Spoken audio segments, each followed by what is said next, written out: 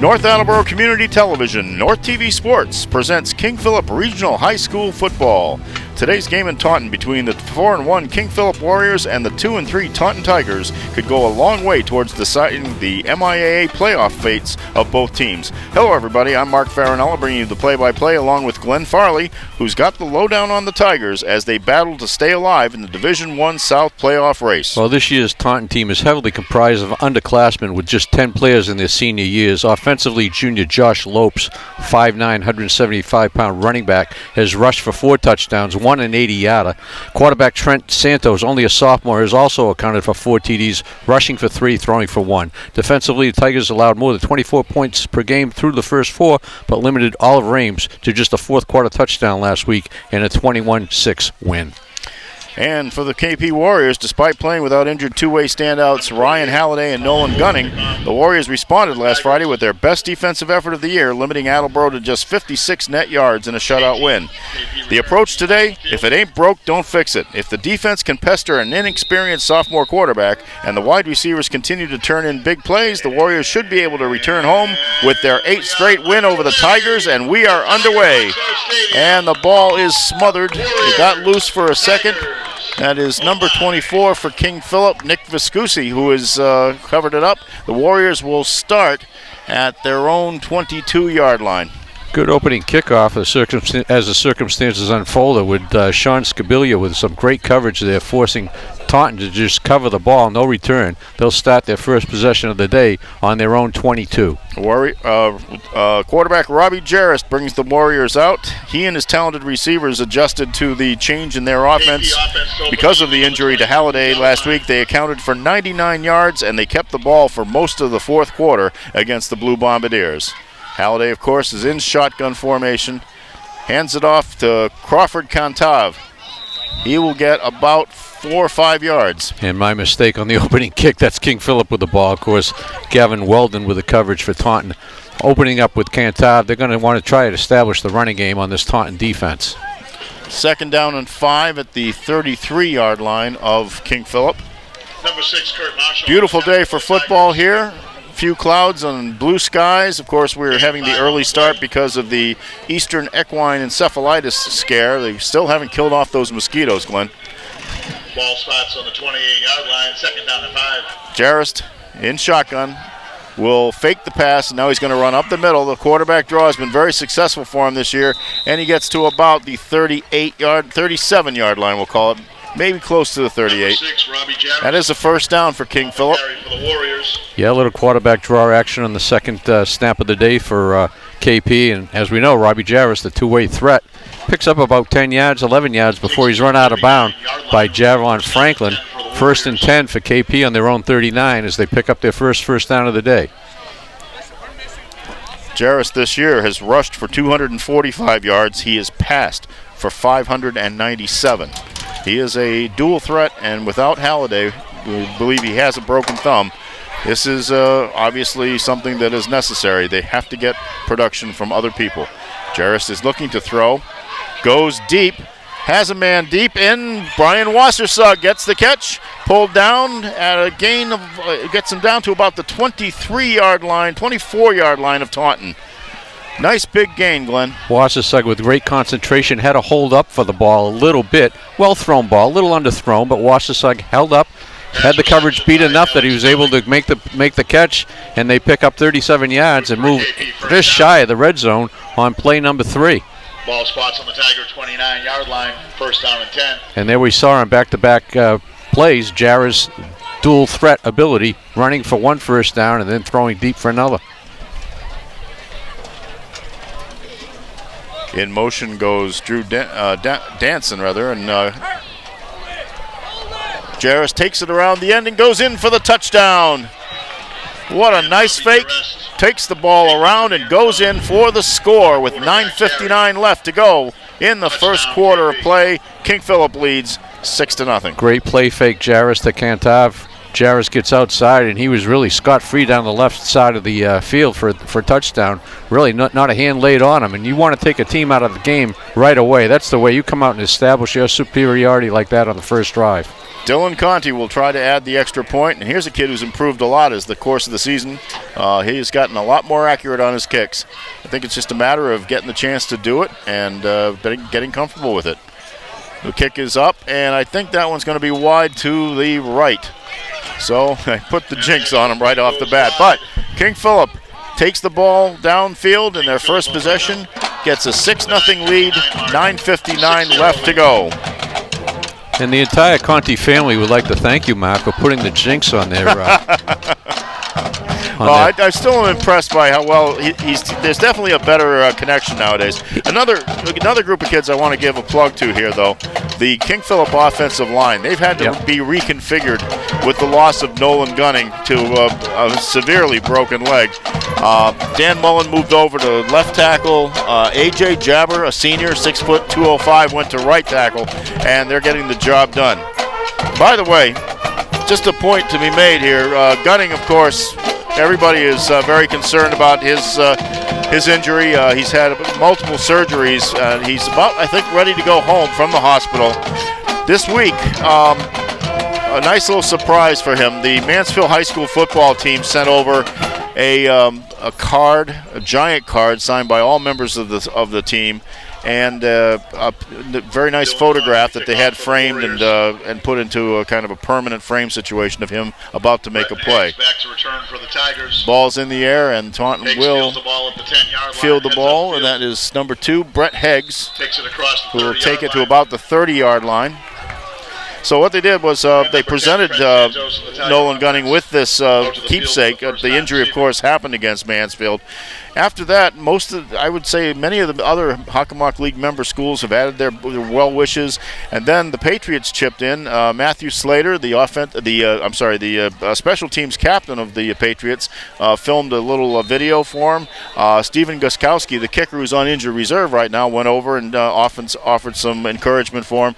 That's what I love about the Hockomock League, Glenn. These people have fierce rivalries, but they really do care about the individuals who play the game. Gunning's gotten some great support. I saw the Major League catcher, Ionetta, was also over there with Gostowski. So here's to you, Mr. Gunning. Get well soon. And that was Josh Lopes on the carry for Taunton. Now they bring it up to the 34-yard line. Second and a long 5, I would say. And you mentioned how difficult it is for an offensive line to get that consistency, continuity together when they've had to move bodies in and out. We see that on the NFL level, and locally we've seen that this year. Call it the 34. Trent Santos, a sophomore, at quarterback. And I thought they would have some flags there, but it looked like some movement, but everything went off fine. And that is, again, short gain on the carry. Josh Lopes. Pat Zarba with the tackle for the Warriors. Third down play coming up. They get about a yard on that play. Nowhere to go, running into the teeth of the King Phillip defense there, and Zarba making the tackle, leading the way.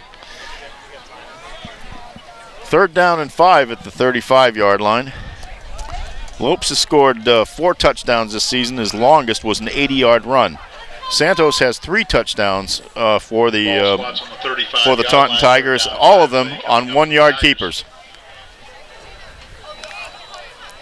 Santos rolls to his right, overthrows Javon Franklin, and they will be punting the ball away from the 35-yard line. Just as well, for Taunton's sake, that ball was overthrown. If it was on the money, Brian Wassersuck, with great coverage, was ready to step in. That could have been a pick 6. Brad Sidwell is the coach of the Taunton Tigers. He's in his 4th year here. His record is 18-20. He was the longtime coach at Franklin High School, obviously the Thanksgiving Day rival of King Phillip. He had 118 wins, 104 losses, and 3 ties while at Franklin. Number 13, Danny McDougal back to punt for the Tigers. McDougal will punt the ball away. And he was the quarterback, but they felt he's a better wide receiver. McDougal's ball fielded at the 35-yard line. And that was Alex Bailing that covered the ball. And that will be at the 35 to about the 36-yard line for King Phillip. 8:12 left to go in the opening quarter. King Phillip leading 6-0. We are next to the band, by the way, folks, so get some entertainment tonight. Absolutely. First drive went about 78, 79 yards for KP with Jarris going 24 for the score. This time they start with 64 to go. They're on their own 36 midway through the first quarter. First down and 10 from the 36-yard line.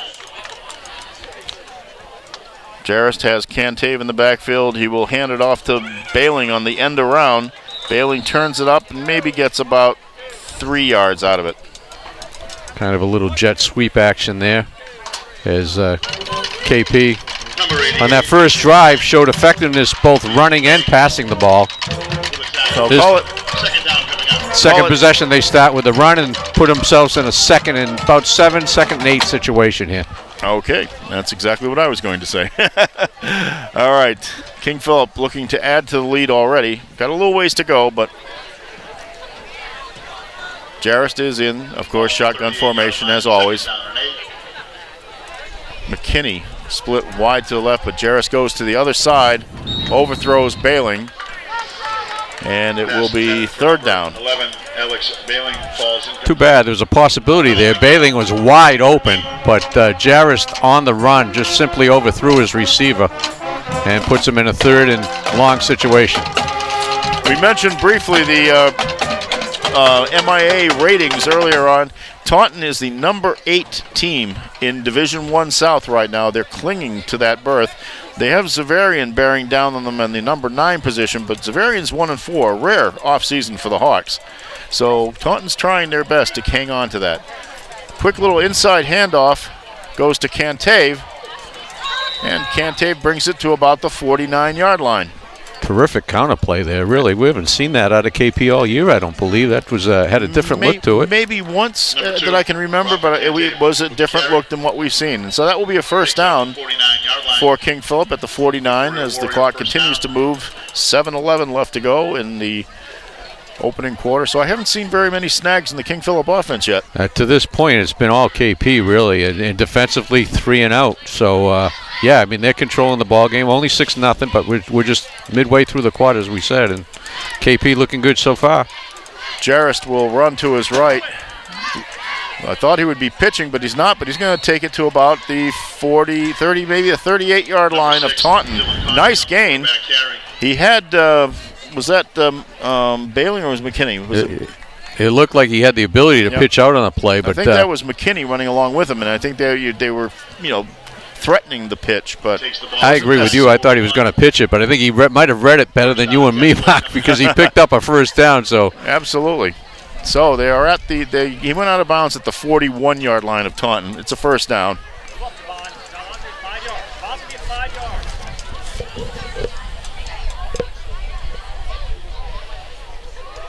Straight up the middle for Cantav, excuse me. Tackled by number 8, Kedrick Santos. Number 8, Kedrick Santos with the tackle. Kind of some power motion there with dancing the tight end in the backfield. Almost taking on a wingback type or a T-back, I-back, excuse me. I'll get it one of these days. I-back type of roll. Cantav limited to 3 yards though on the pickup. Coming into this game, Taunton had scored 67 points and allowed 103. That is now 109. Ball on the 38-yard line. Second down play coming up. Jarrist takes the snap, hands it off, fakes the handoff again, and goes to the right. And he does a great job with that fake and picks up yardage down to about the 29-yard line of Taunton. Got a late flag in there, Mark. We do have a flag. Jarrist again on the quarterback carry. Another effective pickup by Jarrist for the first down if it stands. Flag is down at about the 39. Wonder if it was an illegal block. It looks like they're marching back. It's going to be on KP. That penalty be assessed to the Warriors and back them up. So it comes back to the 45-yard line of Taunton. It'll be second and about 14.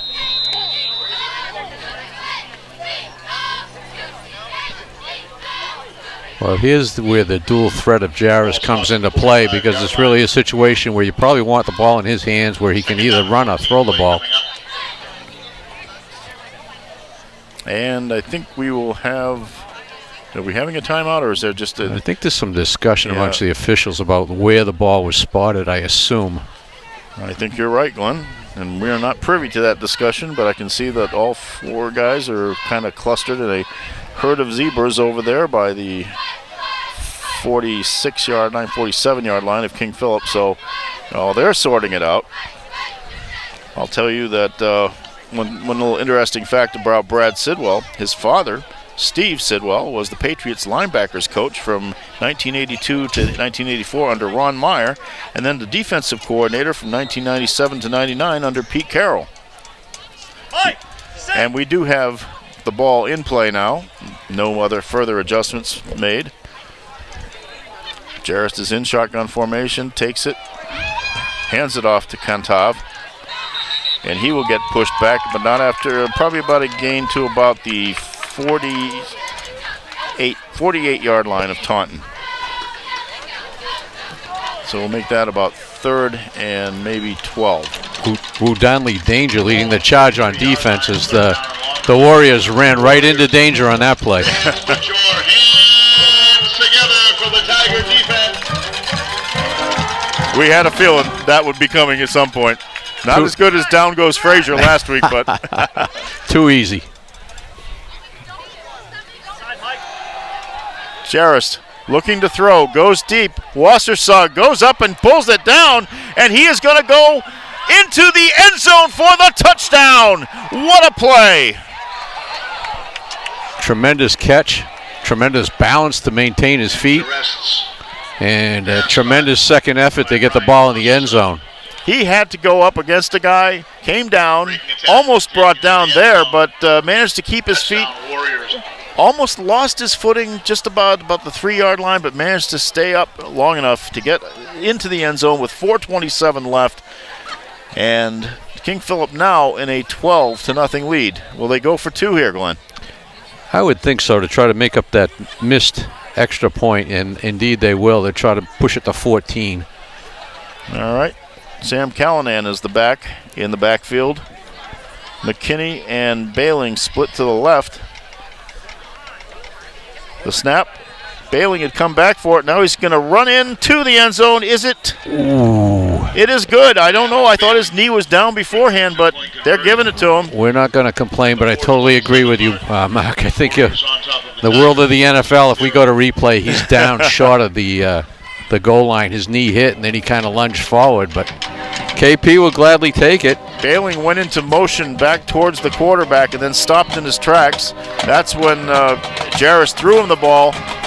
Quick adjustment to go back into it. Had to make the dive to go for the end zone, and they gave it to him. So King Phillip, with 4:27 left to go in the first quarter, has a 2-touchdown lead. It's now 14-0. And Jarris already has run for 1, thrown for another, and thrown for a 2-point conversion. Not a bad 7.5 minutes for the senior quarterback from KP. And as we mentioned a little while ago, you talk about you come in as a favorite, you want to lay the hammer down quick. KP is in the process of doing that very well. You know, one of the things we've been doing in these last few games is we've been looking at some of the NFL bloodlines, players from schools that have gone on to the NFL. We make this a short roundup tonight. Nobody from Taunton High School has ever made it to the NFL. Here's the kick. Bounces around off of the feet of Javon Franklin, who's going to try to bring it up, but meets stiff resistance at about the 21-yard line. So that's where Taunton will take over. 70, we're going to call it the 21. 79 yards away from the end zone. Well, the Taunton High offense is certainly going to want to establish something, at least pick up a couple first downs and keep their defense off the field, because their defense has been on the field for basically the entire first 8 minutes of this ball game. They've been a 3-and-out offensively, a quick 3-and-out, punted the ball, and 2 drives for touchdowns for KP. The Warriors, of course, the Tigers are coming off of a 21-6 win over Oliver Ames in what they kind of dubbed the Tiger Bowl because both teams are the Tigers. They both wear the same colors, too. Santos looking for somebody to throw to. Has got a man open. That is Trent Santos' pass. Nathan Arrieta. Arrieta, brother. That's good for a tie. Nice gain and a first down. The first down for the Tigers today, I believe. It was, yeah. Cantal on coverage, but Santos was able to kind of float the ball, get it over his head and into the hands of Arrieta. It was a pretty good-sized kick, and get the ball out just shy of midfield, 47. That gives Taunton a first down, of course. 4 minutes left to go in this opening quarter. They're down 2 touchdowns. Santos. Ball spots the 47-yard line. First down and 10. Quick handoff to Lopes. Lopes finding nothing. You're not going to run against this King Phillip front seven, I'll tell you. They've been stout all year. And that was Pat Zaber again leading the charge defensively. First man to make contact there and stop that at no gain. No gain at all. So it's 2nd and 10 at the 47. I think Taunton's the type of team that's going to have a trouble coming back from a 2-possession deficit. It's very early, but I don't think they're a team that really its forte is putting the ball up. Well, they have some talent. Last week, Lopes carried 18 times for 76 yards and Heggs 13 for 51. Kedrick Santos also had a 25-yard interception for a score. 2nd down and 10 play coming for the Tigers. Santos is going to take it. This is Trent Santos taking it up to the left-hand side, but he's going nowhere again. That'll be no gain. It'll bring up 3rd down. Yeah, once again, nothing there. KP defense was able to string that play along and get Santos basically running you just couldn't get any forward progress going. There's nowhere to go for the quarterback. Let's say it's a loss of about a half of a yard. They'll still call it 3rd and 10. Down to about 2:40 left to go in this opening quarter. Well, you would think this is definitely a passing situation here for Taunton, which is the position you want to put them in.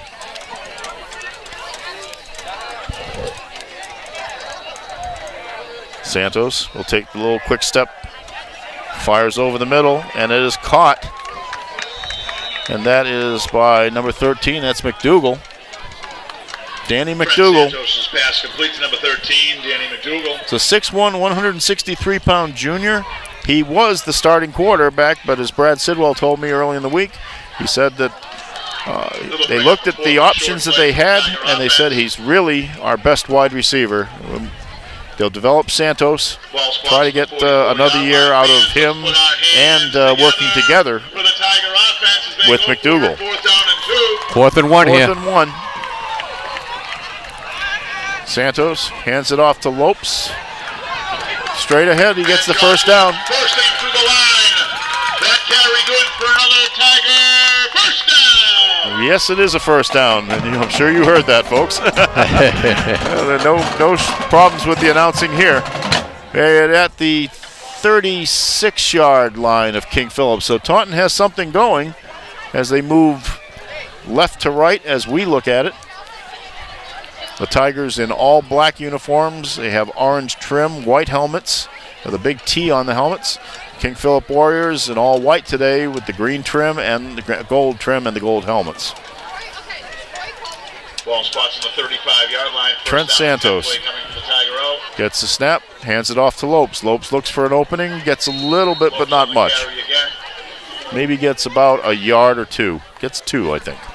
Previous play, Lopes was able to generate a little forward progress, getting into this kind of the second level of the defense before Mullen. Actually, a lineman was able to kind of track him down from behind. But for the most part, they've had trouble establishing much of anything on the ground. Once again, right there, 2-yard gain, 2nd and 8 at the 34 for Taunton. King Phillip won last year's meeting of the teams 24-7. The Warriors have won 7 straight since Taunton joined the Hockomock League. Lopes is brought down, and that is Sean Conniff, who gets through and gets a sack. No mystery there to Sean Conniff. He read that play all the way, and Santos didn't have much time to do much of anything with the ball as he kind of rolled a little bit to his right. Looked like he wanted to throw the ball, but Conniff wasn't about to give him that opportunity. Now it's a 3rd and about 14 for the Tigers. We've seen some pretty good stuff out of the 2 defensive ends for the Warriors.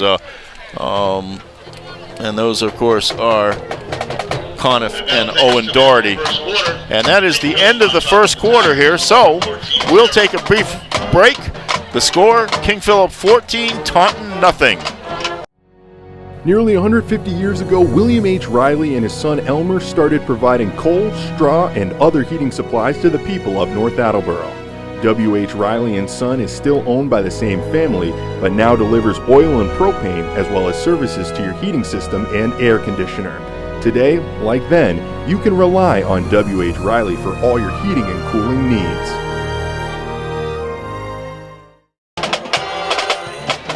All right, we're back here at Alexo Tiger Stadium here in Taunton, Massachusetts. Mark Farinella, Glenn Farley, our cameraman, Marty Gavin, bringing you all the action of this exciting Hockomock League game. Trent Santos for Taunton hands it off to Josh Lopes. Lopes goes up to the outside and gets a few yards. A nice pickup for Lopes. In that first quarter, good to see KP get off to a fast start. That's something as well as they've played all year. They haven't always gotten off the fast starts. They've had to play from behind a lot. That won't be the case today. Fourth down, and really, I don't want to call it a must first down for Taunton, but again, they want to keep their defense off the field. And if they can punch it in here, we got a ball game. By the way, over the years, King Phillip has won these games, the 7 straight, by a cumulative score of 250 to 65. That's an average of a 36-9 game every time. Ouch. That's a real ouch. All right, facing the big fourth down situation here, Josh Lopes hoping to keep the momentum going for the Tigers. Calling signals. Oh, he's going to step up from the pressure, but he's pursued and is going to be brought down by Matt Meehan of King Phillip, and that will turn the ball over to the Warriors on downs. Again, good coverage there by KP. Forced Santos to hold the ball, and there was pressure. Who will take over on downs? And Santos ended up eating the ball, and I tell you what, KP puts together another scoring drive. We might be looking at 36-9 or worse. And we'll be looking at a lot of people we don't normally see in the games, too. So King Phillip will take over at the 38-yard line, their own 38, of course. 11:02 left to go in the first half of play. The football team, the boosters, thank you.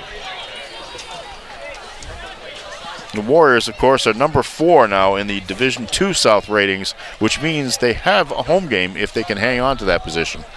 And that is an opening right there for Sam Callanan. He's going to go around end. He's got one guy to beat and gets pushed out of bounds by 13. That's McDougal. Caught up to him, but not until the Warriors get a big gain into Taunton territory. And Callanan just shot up the gap like he was fired out of a cannon. Man, did he hit that hole. Real impressive run by Sam Callanan. And KP threatening for the third time today. Just a minute and some change into the second quarter. Down to the 27-yard line of Taunton.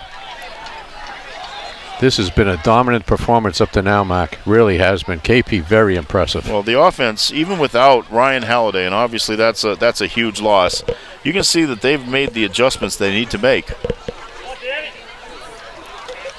That's Jarrist picking up a few yards. Number 6, Robbie Jarrist. You know, one thing about these guys is that you know what their attack was, but I'm sure a lot of people, when they heard that Halliday was not going to be playing for a while, were wondering if King Phillip was a one-trick pony, and that is not the case. Yeah, it's almost that people, I think, were thinking that KP was going to have to kind of reestablish its identity. But I'll tell you, with the versatility Jarrist gives him, with his ability, you know, I hate to keep hopping on it, but his ability to run and throw is just such a threat. 2nd and 3 at the 20-yard line of Taunton. Jarrist has Wassersug and Bailing out to the left, but he's going to hand it up the middle to Kantav, who gets it inside the 15-yard line to about the 14. Number 5, Matt Meehan again with the carry for the Warriors. And Kantav is kind of taking this job and starting to run with it too, Mark. We saw him get better as the game went along last week in terrible conditions against Attleboro. And he's hitting the hole pretty well today. We have a Tiger player down on the field now. That is number 75. That's Hussein Kassab. He's a 6'1", 240-pound senior, and it looks like he felt something around his knee, so the trainer's looking at him right now. We have 10 minutes even to go in the first half of play. The Warriors, of course, come in at 4-1, 2-1 in the Hockomock League Kelly Rex division. They will play at home next Friday night against Oliver Ames in their last game before the MIAA playoffs start. So it's very important for the Warriors to take care of business in these games. As I told you earlier, they are now 4th in the division. Strangely enough, Mansfield jumped up to number 1. They're still they jumped over the 2 unbeaten teams, but that's according to who you play and where you get the wins. Mansfield beat Franklin last week and got some nice points off of that. But King Phillip managed to get back into the position for a home game. They are in a position to keep that. And obviously, you really want to have that first-round game at home, Glenn. And KP's got the ability to really get a head of steam going into the second season. You know, Taunton's a team that beat OA last week rather handily. It was 21-6. OA scored late in the game to put up to 6. So there's the ability there for KP to really kind of skyrocket with momentum into the secondary. Kassab comes off the field. It looks to be okay for Taunton. Clock is running again, and that brings the Warriors up to the line of scrimmage. They are at the 14-yard line. Jarris is going to take it to the left and got a little block from Callanan, but he didn't need it. He ran around outside it, and he probably picked up about 3. He ran a long way to get maybe, I want to say, maybe 2 yards. KP put Conniff in motion on that play. Jarris trying to get outside to the left, but the Taunton High defense was able to string him out, and Javon Franklin came up to make the play from the secondary and push him out of bounds. And that's what he got, was 2 yards on the play, so that gives King Phillip a 2nd and 8 at the 12-yard line. And of course, since he did run out of bounds, the clock is stopped at 9:35 to go in the half. Jarris has Callanan in the backfield, and they will call a timeout. I think they were a little unsure of their formation there. Looked like some confusion on the KP side, and smart move. Use the timeout. You know, we've talked about no longer do they have 5 per half as they did in the quote-unquote old days, but with the 3, you're dominating the game. You push it in here, you're going to totally dishearten Taunton High. And while we have this timeout, I'll remind all of you that today's first half is brought to you by Asians Garage, serving the area's automotive needs for a century. Asians Garage, 321 North Washington Street in North Attleboro, just over the Plainville line. Taunton High desperately in need of a stop here, Mark. There's no question about that. Third drive of the day and third time that KP is threatening to score. They scored on the first 2, and they're in the red zone here. 2nd and 8 at the 12. Jarris is trying to get everything squared away there. I think there's still a little bit of uncertainty about this formation, but takes the snap, fakes the handoff again. It's going to roll out and throw, and it's in the end zone to Bailing, a touchdown. Bailing And Jarris pass. beat number 7, Nick Lima, and scores the 3rd touchdown for the King Phillip Warriors with 9:28 to go in the first half. Jarris rolling out to his left. They put Danson in motion that time before the snap. Jarris rolled to his left. Didn't really look like he might have Bailing in the end zone, but he got it to him. Bailing able to get the feet in bounds, and they're on the verge of going up 21 zip with a new kicker in. And that is Jason Calentro in as the kicker for the Warriors. And the ball's up, and it is good. So the younger brother of linebacker Jack Calentro gets a chance to kick, and he successfully makes it a 21-0 lead for the King Phillip Warriors with 9:28 to go in the half. Well, for a kid who we haven't seen put in that position this year, and I think he was a call-up during the season, he hit that pretty good. You know, I know people say it's only a point after, but point afters, as we've seen and we saw earlier today, are not a given. Point after kicks are not a given at the high school level. I can absolutely guarantee you, Glenn, it is not a given. I mean, I actually used to try to kick field goals, and it was ridiculous. I never did it in a game or anything like that. But I will tell you one thing, though. from the snapper to the holder to the exact footing that you need to get, especially in the high school ranks, it is not easy. And of course, they've taken it out to the 33-yard line now in the pros, but those guys have been kicking for a lot of years, and even then they struggle at it They sometimes. haven't fit with it this year. How many PATs have you seen missed across the league? And Conti is back out there for the kickoff, so Conti's still handling the kickoff aspect of the job. Well, my hat's off to any of these kids that can execute the plays, because it is not easy. That was well done. Number 7, Dylan Conti. Conti now with the kickoff again. Gets it to number 8 for Taunton. That is Kedrick Santos. Tries to go to the wide side of the field and doesn't get much yardage out of it at all. So Taunton will take over. Gabriel Gillies had him in his sights all along and made the tackle. Nice coverage on the play by KP. Puts Taunton in a 1st and 10 situation back at its own 25. 25-yard line. In a situation where, well, say it again, they need to really establish something, because to this point they haven't established much at all. Huddled up with Brad Sidwell and his staff over here on the sideline. Here come the Taunton Tigers back out onto the field. Shadows are starting to lengthen a little bit here. Only cover, I'd say, maybe about a quarter of the field at this point. Still a lot of bright sun out there. And a whistle. And it looks like a timeout, is it? Yes, sir. It was a timeout for King Phillip, I believe. Just somebody wasn't quite prepared. I think there was maybe a little equipment malfunction. Looks like somebody's tying a shoe over on the other side. So, well, keep in mind, KP now down to 1 timeout in the half. That could play a factor later in the half, although with a team up 21-0, I don't know how much of a factor it's going to play into the equation here. Of course, this is Brian Lee's 15th year at the helm of the King Phillip Warriors. He is 112-48, 3 straight appearances in MIAA Super Bowls. They're 2-1 in those Super Bowls, all of them defensive, and we have seen the King Phillip defense playing well again this year, even though there've been an awful lot of turnover in personnel from last year's team. So that is the hallmark of King Phillip football right now. But it's actually been fun to watch the offense not just start out well with one style of play, but then to be able to adjust the way they have. Yeah, they had to adjust on the fly when Halliday went down a couple games ago in the first quarter. Santos at quarterback for Taunton. Takes a quick step back, looks to throw. Gets it out over the middle, but overthrows McDougal. Santos' ball intended. He had Kantav in coverage with him.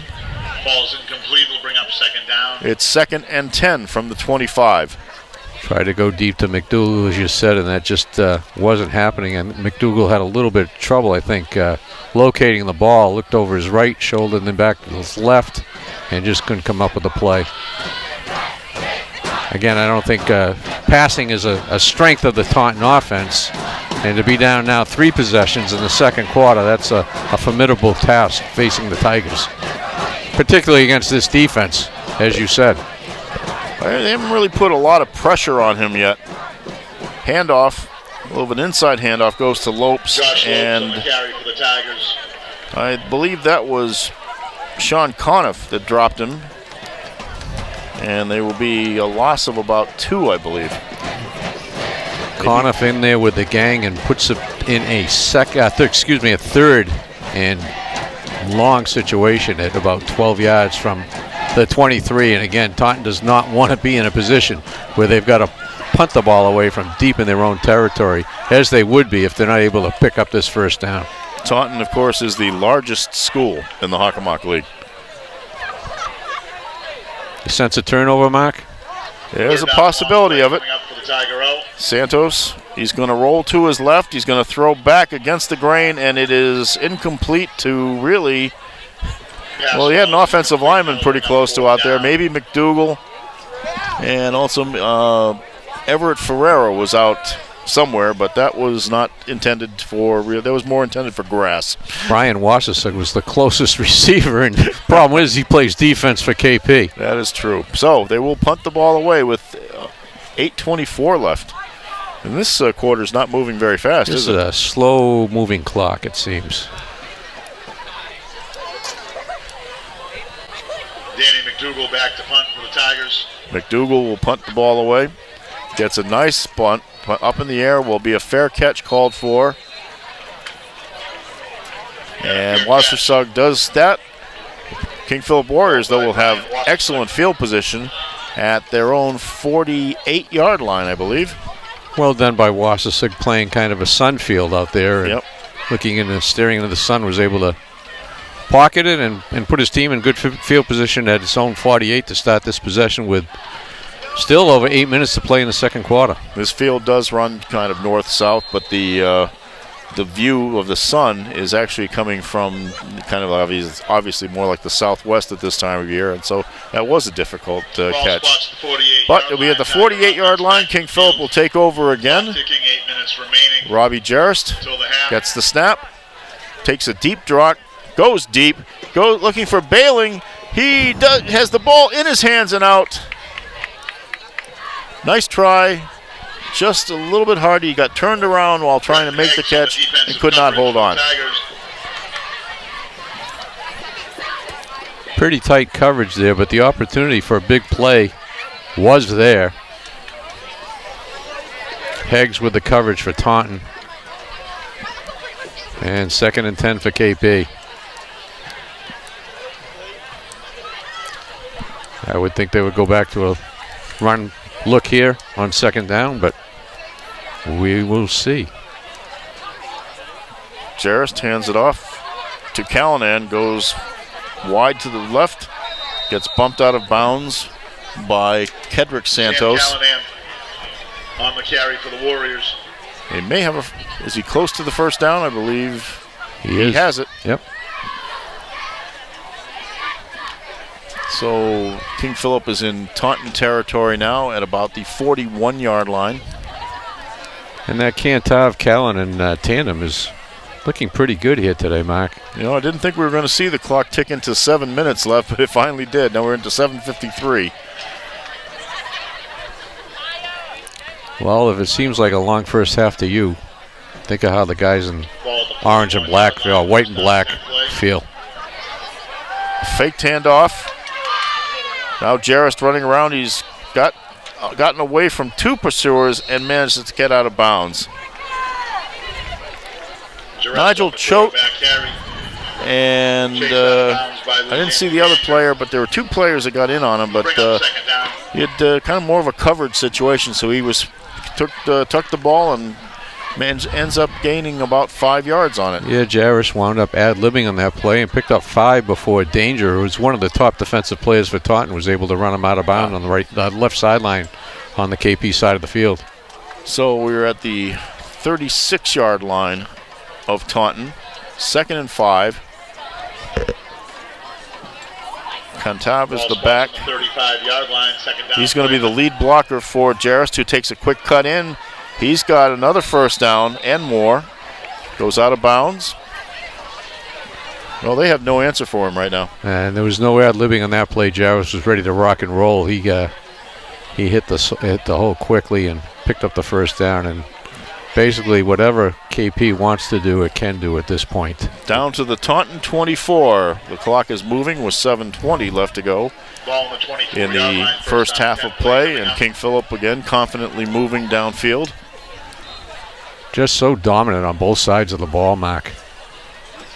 From the get-go today. Callanan is now next to Jarrest in the backfield. Snap to Jarrest. He again looks. He's going to throw. And he has Bailing, and he does get the ball before he goes out of bounds. So he's down to the 15, inside the 16-yard line, close to the 15. Well, it's just moving the ball at will right now. That was almost like a kind of come and get it. Jarrett just floated it out there and let Bailing track it down like an outfielder in baseball, really. And he's able to get the feet in bounds before, obviously in high school you only got to get 1 in bounds, but was able to land himself in bounds before stepping out of bounds. 2nd and I would say a long 2 at the 16.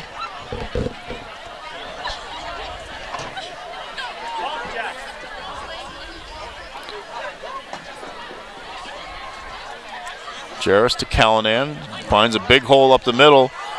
Finally pulled down at about the 5-yard line. With the carry again for the Warriors.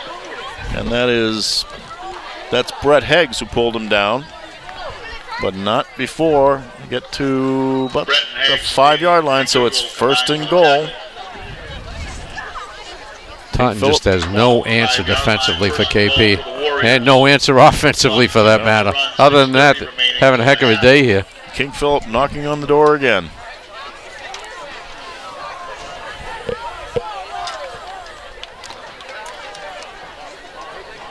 Familiar formation.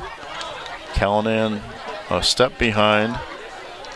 Jarris takes the ball, slips around one tackler, and there is a flag down on the play, and we probably have a hold there. It looked like Conniff, who was the fullback, pulled down Danger, I believe.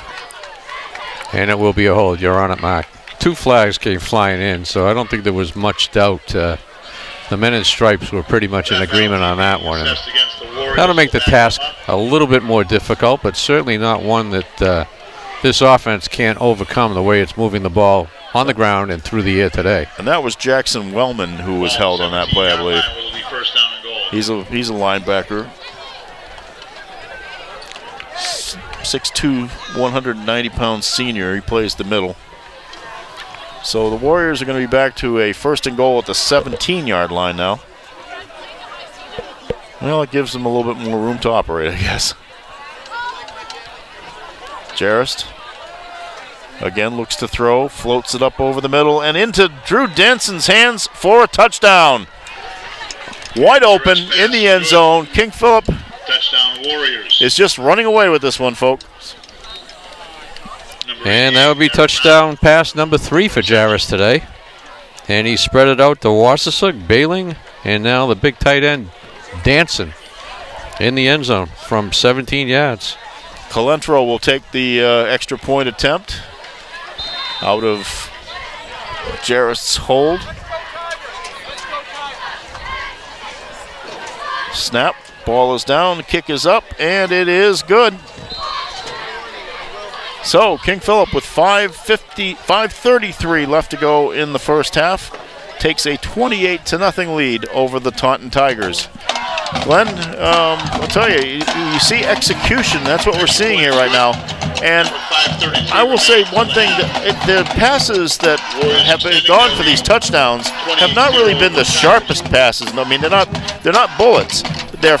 What Jarrist is doing is he's putting the ball up for his receivers. His receivers are getting wonderfully open. There's no question about that. And he's making it easy for them to catch the ball. He hasn't had to bury it into somebody.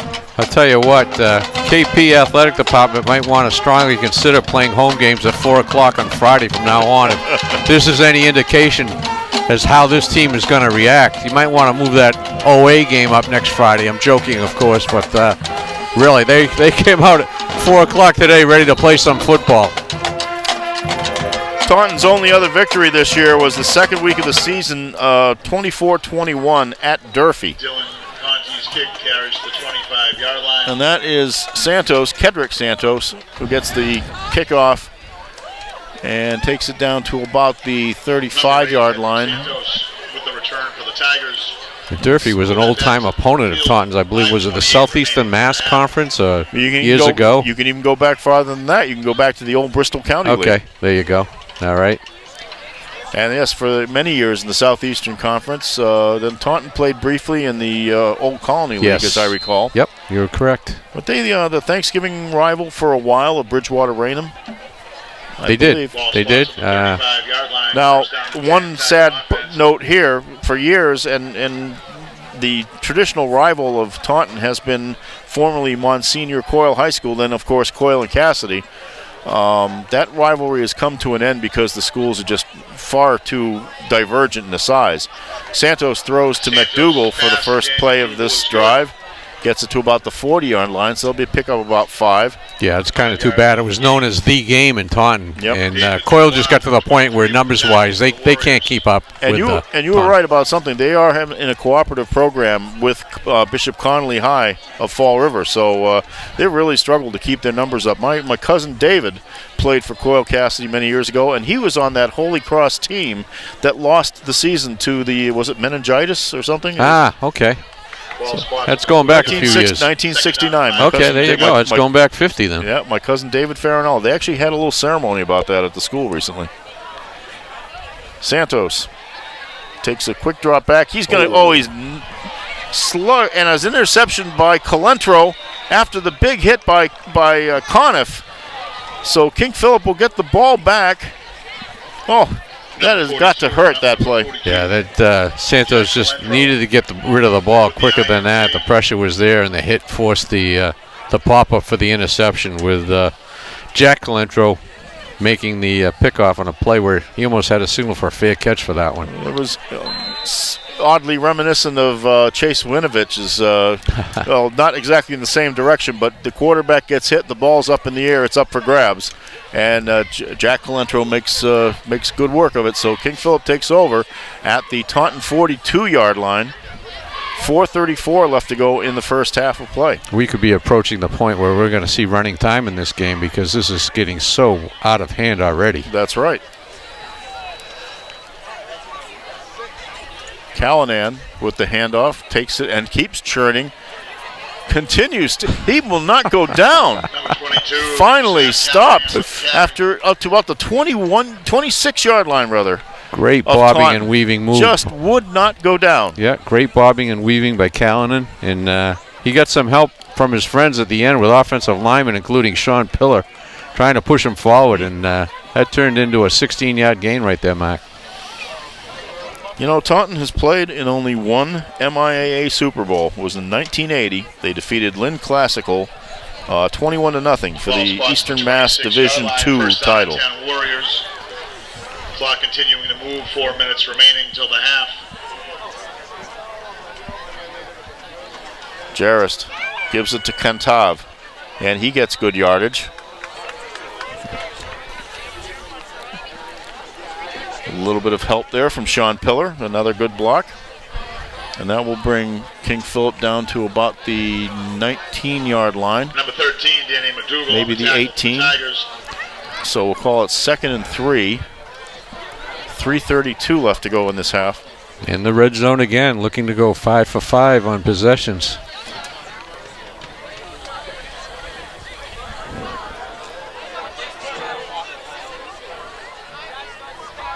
Conniff is the fullback, Kantav in the backfield, and Jarrest will follow that, but gets away from a tackle, but manages to get another couple of yards. Jackson Wellman had his hands on his jersey and slowed him up enough for the rest of the Tigers to come up and make the hit. So we will be at the 15-yard line of Taunton. That is another first down. Jarrest just moving the chains in that situation, like you said. Well, I'll tell you, it's like they're moving a train yeah, right really, now. Yeah, no, yeah. Well, you were right about that, Glenn. This is on the fast track to victory for KP. No question about that.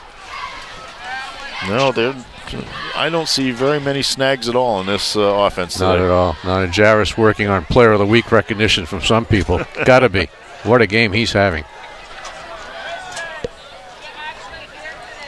Gets the ball, looking wide open receiver, just overthrows Bailing. Pass intended for I could see that one kind of setting up in my binoculars, and unfortunately the ball was just a little bit overthrown. That'll be 2nd and 10 at the 15. Probably nobody minds if they take a little of this time off the clock too. Yeah, that ball just sailed a little bit on Jarrest, and Bailing with the outstretched right hand wasn't able to come up with it. 2nd and 10 at the 15-yard line. Taunton hoping to prevent another score. 28-0, King Phillip in the lead. Jarrest gets the snap. Oh, he's under some serious pressure. Has to throw the ball away. Mike Coward and Jackson Wellman had really gotten through to him on that one, so Jarrest just had to fire the ball away. Bring up 3rd down. Yeah, that was a live to play another day on that situation. He just wanted to get rid of it, avoid the sack. I wondered if they might toss the flag on that one, to be honest with you. Yeah, we're all wondering about these rules these days, and I hope he had a receiver in the vicinity. I didn't necessarily see it, but I'm not a big fan of all of the intentional grounding penalties we've seen so far this year. We are in agreement on that. Jarris gets the ball. We'll take a quick throw over to the sideline, and that is Wassersug who makes the tap to make sure he's in bounds before he gets stopped, and that will bring it down to about the 6 or the 7-yard line of Taunton. Nice play by Wassersug. Puts them in a 4th and short situation, as I assume they're going to go for it rather than they could put the young Calantro out there to attempt a field goal, but I think at this point you're going to go for it. You know, Wassersug did the little 2-foot tap, the pro tap there. That's right. You didn't have to do 2 feet, but it's nice to be conscious of that. Spots on the 7-yard line, 4th down and 2 play. Fans, put your hands together for the Tiger D. 4th and 2 at the Taunton 7. 1:36 left to go, and the clock is running. Jarris under center, hands it off to Callanan, and he will be pulled down by Santos and loses the ball. The ball is loose, and looks like Taunton has it. Tiger defense holds. 52, that is Wellman, recovers the fumble for Taunton. So they are spared another score before the half.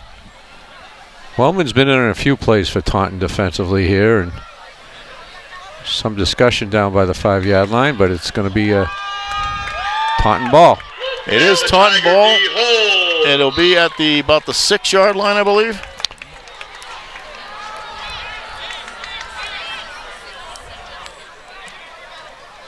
And waiting for the officials to officially spot the ball. They have to exchange footballs, and yes, it will go down on the other side of the 5, so we'll call it the 6. 1:22 left, and Taunton will have possession. And the thing here is Taunton almost just wants to run out the clock at this point. They're backed up on their own goal line. This could still turn into a disaster for them.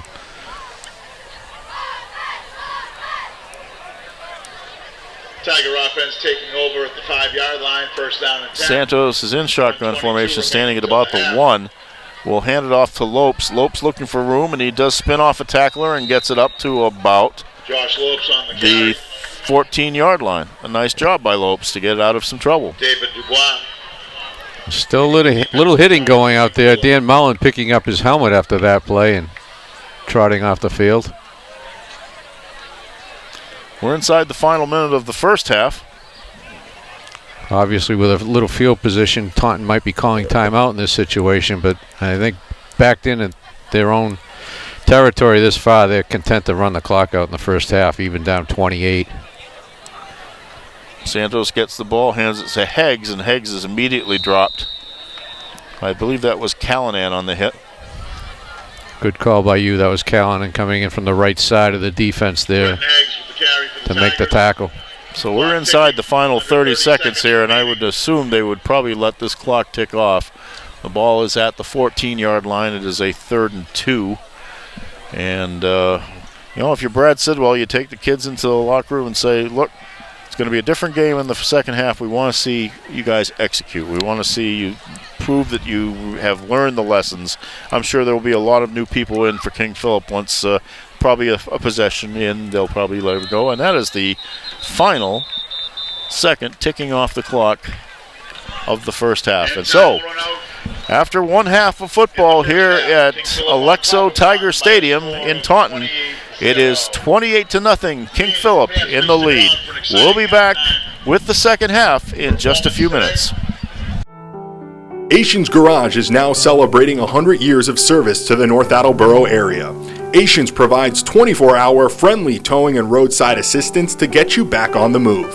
From lockouts to blowouts to dead batteries, they're your local AAA representative. Take care of your Massachusetts state inspections without taking up a chunk of your day. Asians Garage, proudly celebrating 100 years of service to the North Attleboro area. Nearly 150 years ago, William H. Riley and his son Elmer started providing coal, straw, and other heating supplies to the people of North Attleboro. W.H. Riley and Son is still owned by the same family, but now delivers oil and propane as well as services to your heating system and air conditioner. Today, like then, you can rely on W.H. Riley for all your heating and cooling needs. Hello, everybody, and welcome back to Alexo Tiger Stadium here in Taunton for North TV's coverage of the King Phillip Taunton football game. I am Mark Farinella. I'm here with Glenn Farley and Martin Gavin, our cameraman. And Glenn, we have seen all King Phillip in the first half. Why don't you tell us about the scoring? Real impressive half. Started with the first possession of the day. Robbie Jarvis, 24-yard run. The kick failed, 6-0. That would lead to a change in kickers for the point after attempts later. Wasser Sugg hauled in a 42-yard catch from Jarvis for a touchdown. Bailing from Jarvis for the 2-point conversion, 14-0 after one. Bailing, 12-yard touchdown reception from Jarvis. Jason Calentro kicking the extra point, 21-0. And then the big tight end dancing a 17-yard pass from Jarvis. Calentro, his second kick of the day, 28-0 at the break. Well, as I said before at the beginning of the game, this game could have a lot to do with the MIAA playoff situation. Right now we've seen Taunton struggling in this game. They were the number 8 team in the Division I South ratings. And just to show you how crazy they are, you got Catholic Memorial at the top, and then you have 5 teams below them, all at 3 and 2. Brockton is at 2 and 3 and tied with Attleboro for the 6th spot, and then Taunton was 8th. The other 4 remaining teams in the division are all 1 and 4, so obviously if Taunton loses, they have a little bit of a problem there. Could lose that spot. King Phillip came up last week from their victory over Attleboro to jump into the number 4 spot. Mansfield is 4-1, but they jumped over the 2 unbeaten teams in Division II South. New Bedford at 5-0, and we saw New Bedford last week, Glenn. And Natick also at 5-0, but King Phillip now is at 4-1, and they are about, I would say, 0.4 of a point ahead of Wellesley, who is also 4-1. Marshfield, Barnstable, and Bridgewater Raynham kind of close out the potential 8 teams that would qualify for the playoffs. The important thing, you want to get that home playoff game. The top 4 have them right now. If the season had ended today, King Phillip would be playing Wellesley at MacTaz Field. But obviously, with this week and next week still to go, there might be changes. And here we go with the kickoff of the second half. And we are Conti puts it in the air. Half action at Tiger Alexo Stadium. And that looked like Santos, Kedrick Santos, I believe. 35-yard line. Gets the ball out to about the, I want to say 36, 37-yard line of, we'll call it the 37. Yes, they're on the other side of the 36. And that's where Taunton will run. Now, we could go to running time if King Phillip scores again, but since Taunton has possession right now, we will have at least some time that we played traditionally. Lights are on here at Alexo Tiger Stadium. And now the shadows cover about 2/3 of the football field. Trent Santos is the quarterback. Hands the ball off. Oh. And the ball is loose. And it's on the ground, and it looks like it's going to be King Phillip's ball. That was Lopes who couldn't handle the handoff. Warriors will take over. And I believe that is Sam. No, that is number 24, Nick Viscusi. I should probably know that by now. He's always in on these fumble recoveries. He's a man who has a nose for the ball, Glenn. And a bad situation gets worse for Taunton High on the first play of the second half, and how demoralizing is that for the hometown Tigers, really. You come out, I'm sure Coach Sidwell's message was, let's go out there like it's a nothing ball game. Let's see what we win the second half. And you start the second half, and there's a botched exchange, the ball's on the ground, and you lose it, and you put KP in a position where they could score rather quickly once again. 37-yard line, and King Phillip will take over. We have a new quarterback for the Warriors. That is number 10. That is Charlie Grant. Number 10, Charlie Grant. And he has taken the ball for a nice little 5-yard gain to start. Grant with a little Robbie Jarvis impersonation there, kind of just bootlegging it to the right and picking up a quick 5 yards, as you called, Mark. 2nd and 5 at the 32. Well, it does not surprise me that Brian Lee will start to get some different players into this contest. In fact, if they get this touchdown to get up to 35 points, I believe that's when running time kicks in under the new National Federation of High Schools rules that we're under. Wassersug is in motion. Grant steps back, and he's going to take the ball and run with it. And he'll get it over the 30 to about the 28-yard line. And Grant would be the understudy, obviously, to Jarrett. He's only a sophomore. 6 foot, 160 pounds, according to the program. On the carry again. Puts KP in a 3rd and 2 situation. You can see a little bit of Jarrett in him with that running ability and just following the blueprint of the KP offense. We saw Charlie Grant make an interception in the Foxborough game earlier this year. I think that was the one that was late in the game where he smartly just took the ball to the ground and said, I don't have to try to score. I don't have to fumble. We're just going to stop the game right here and get it over with. So Grant at quarterback. And the ball is down. It was handed off to Helen, and that is Danger who picks it up. And Danger averts danger for the Taunton Tigers by recovering the football, and he returned it to about the 39-yard line. So Taunton will have the ball back. A little life here in the Tigers. Woodonley Danger, 6'1", 241 senior. Managed to pick up the handoff, which did not go well. Impressive-looking kid, Danger. He's an imposing. You gotta love his name. I'm dating myself. All I think of is Danger Will Robinson. That is Trent Santos at quarterback again for the Tigers. Hands it off to Lopes. Lopes gets through, gets a little bit of a opening on the right side of the line. Brings it up to the 43-yard line of Taunton. Lopes with a little hop in his step there, picks up 4. Like you said, a little light for Taunton. Really one of the very, very few positive plays they've had to build anything on today is that Danger fumble recovery. There was a gift a moment or two ago. Tigers were 6-5 last year. Had a lot of personnel changes, though. Once again, Lopes with the ball. He does basically the same thing. He finds a hole in the middle of the line. Hop, skip, and a jump down to the 50-yard line.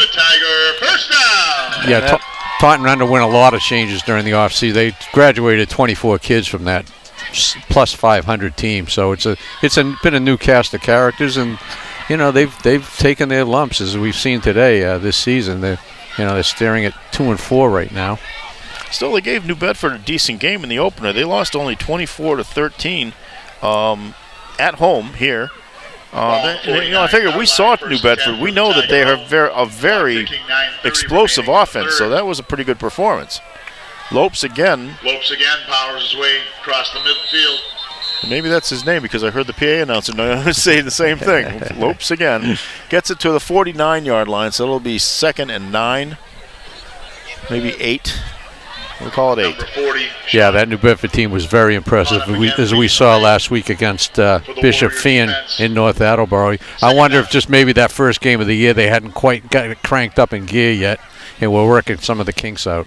Folks, I have to apologize for Glenn here. He will know in a moment that it's in Attleboro. I'm folks sorry. in North Attleboro would not be My happy bad. with North Attleboro cable. What can I say?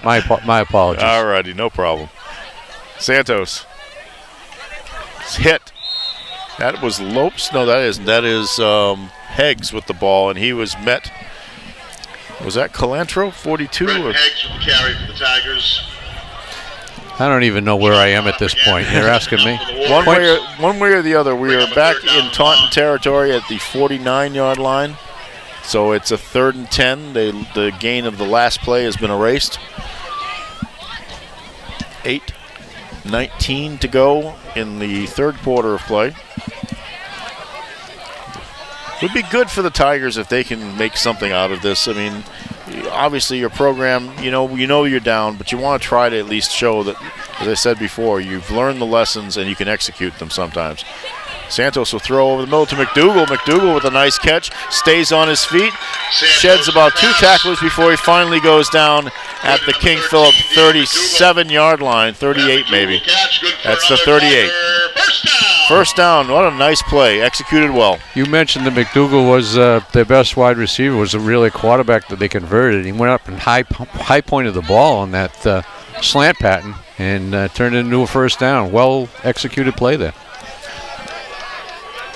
So the Tigers are in King Phillip territory at the 38-yard line. Santos hands it off to Heggs, fighting his way down to about the 26-yard line, 26 to 27 of King Phillip. Well, we're seeing something go right for the Taunton Tigers here. Little life in the Tigers coming off that exchange of turnovers. It's like Wassersug is getting a little repair work on his shoe there. A little help from Mo Berry, number 1. Tigers are down to the 27-yard line of King Phillip as we hit the 7-minute mark in the third quarter with sophomore Trent Santos. Hands it off to Heggs again. Heggs goes to the left, to the right rather, and is met by a wall of King Phillip defenders. Sean Conniff at the start of that, also number 35 for King Phillip, and that is Michael Malatesta, and I will remember his name at some point this year because he's made a lot of hits and I always have to look him up. He's been an active player this year, no question about it. As we said, the Tigers looked like a different team all of a sudden on offense on this possession. We'll see if they can cash in. They're at the 20 in the red zone. Well, I think the offensive line's getting a little bit of a push here, which is something they haven't done. It certainly didn't do in the first half. Lopes battling for yardage. Still stays on his feet, gets up ahead to the sunlight. Lopes taking the ball, turning across the 15-yard line. Gets it to about the 13-yard line of King Phillip. Maybe the 14, I think, is where they'll put it. They will put it at the 14. And that it's another first down for King Phillip. For Taunton, rather. Jordan Manning, number 66 in the Taunton offensive line, among those who are firing off the ball to create a little room there and keep the chains moving.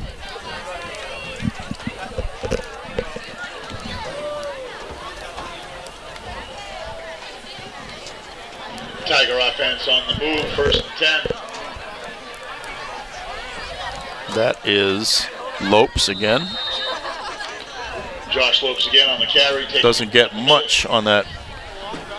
I've noted that Nolan Tomaszicki, number 54, is in on the offensive line of Taunton. Brad Sidwell told me during the week that he would see some action along the line, and he's playing right tackle right now, and I'd say he's made a little bit of an impact. So it's 2nd and 8 at the 11-yard line as Taunton is threatening to break the shutout here. Santos hands it off to Lopes again. Lopes spins off a tackler, but does not get past. Josh Lopes again on the carry for the Tigers. Luke Yadacernia, number 44 for King Phillip. Number 42, Jack Calentro, leading the way for the Warrior defense. Well, we talked about trying to win the half.